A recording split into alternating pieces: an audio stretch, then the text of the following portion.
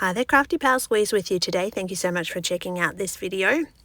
I wanted to try and use up some more of my Lindy sprays and do this fun little reverse technique where, you spray onto some packaging. You could use like cling wrap if you don't have any of these packages, but I have heaps of these 12 by 12s from when I order scrapbook kits, and so I'm just going to spray my Lindy's right over the top. Now I have pre-prepped my cardstock with some paste, so some texture paste through a stencil, and as you can see, you can really get some very interesting and unique color combinations here, and go back and add as much of the color as you really desire. So I wanted to keep this quite subtle. I didn't want it to be too vibrant. I wanted to be able to see the texture paste coming through, and then because I had heaps of spray left over, I'm going to just soak that up with some plain old white cardstock in some smaller pieces that I use in my little art or sticker journals. So it's really cool to have a pre-made background that you can work with. Now while that was drying, I used this gold pixie dust spray as well to add just a little bit more shimmer in between those layers of color with the texture paste. So I haven't pre-prepped my background with any gesso because essentially you want some of that color to almost soak into the pattern paper, so that you get those sort of two-tone effects. And if you want it sort of a little bit more of the paste showing through, you can either add your paste afterwards, or you can use paper towel to blot against the paste, and that will take some of the color away as well. So you can do this a few different ways and get a few different outcomes, but for me I really wanted that color to be quite sort of muted on the background, and to sort of mix in with the paste and the paper. Here's where I want my color to be a little bit more intense. So I'm going to stamp and cut some florals, and first thing I need to do is create a coordinating color. So I'm going to just use a different type of white cardstock. It's a little bit less heavy, and that's sort of how I want it, because I want these florals to have that background and have that to have that coordination, but be more intense in their color. So I've just gone a bit heavier with the spray and lighter with the cardstock in the background to give me a very different outcome when I'm using those sprays. So I'm going to do this a whole bunch of times, and I'm going to do a mix of florals and leaves. And this stamp set, which I picked up online from Craft Online, actually comes with a matching set of die cuts. So I didn't die cut the leaves because they're easy enough to fussy cut, but I did die cut the floral pieces to get that sort of nice shape.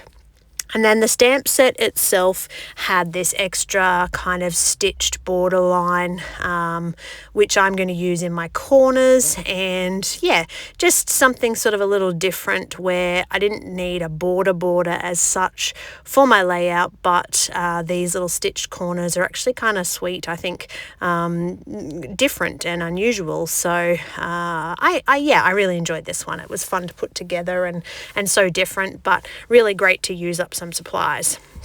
Now, I did have a little bit of an issue with my die cutting machine. I just don't die cut enough. That seems to be my problem.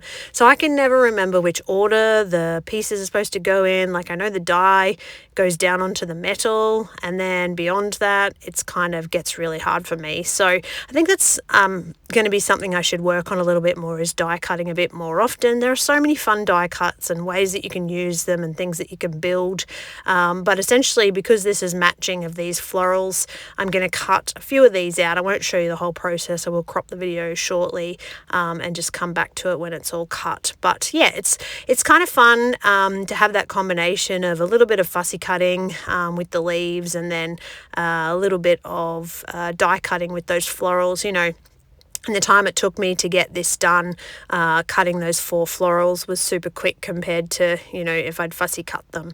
So yeah, I think this is fun. And as you can see by the finished layout, because it coordinates with the same sprays as that background, it's just a really sort of vibrant page. And The photo itself, I could leave it pretty simple because it's all about the memory for this one. So recently my dad celebrated his 70th birthday, and he had a massive heart attack, died a couple of times, and was re-alived back when he was 62. So for him to make it to 70 is a big thing, and we had a celebration at his favourite place, a place called Turkey Beach in Queensland. So yeah, lots of family and friends around, and had ourselves a really fun little time. But building these florals, I love the way this looks. I love the combination of the black and the colours. I do stick everything down off camera and come back to it and show you how I'm going to finish the page. So I felt like I needed something in this sort of top left hand area, and I didn't have any more florals. I didn't want to cut anymore. I think I was really floraled out.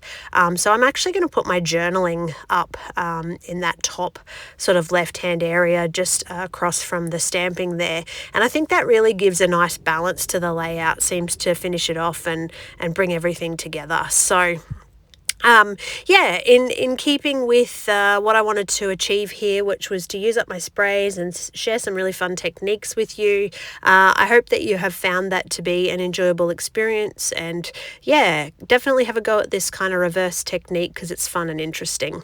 All right, thank you for watching, and as always, happy scrapping.